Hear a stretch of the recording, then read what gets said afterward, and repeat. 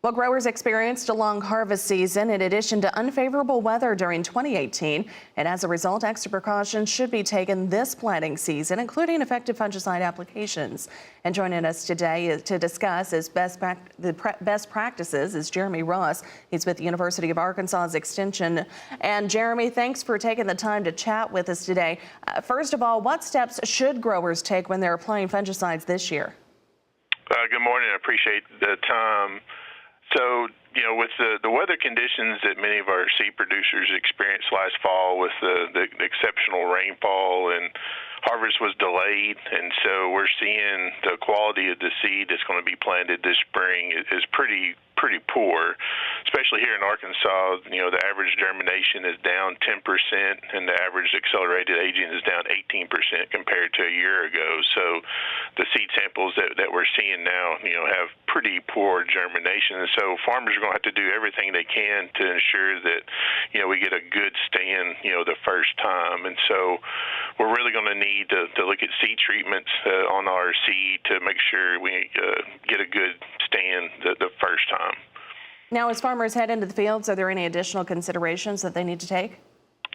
So the biggest thing is to make sure you have, a current germination and accelerated aging numbers, and that way you know how to, increase your seeding rate if you need to get optimum stand counts. Again, we need to look at seed treatments to protect what we have, and then later in the season we need to be mindful of foliar diseases and other diseases late in the season. So we need to be scouting late in the season and using effective modes of action on those pathogens that we see later in the season. And what resources does the Take Action program have available to farmers to help assist with the fungicide resistance management? So the Take Action website has several different, little publications. The first is the fungicide classification chart. It lists trade names and active ingredients, so you can avoid using, same modes of action, which could lead it to resistance.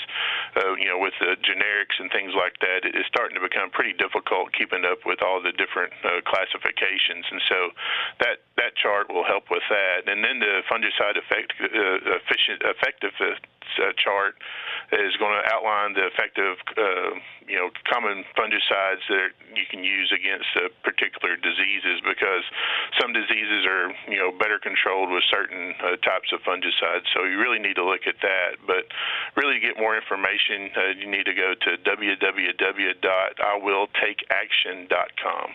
All right, Jeremy, thank you very much for sharing your insight today. University of Arkansas Extension Agronomist Jeremy Ross on the phone with us today from Little Rock.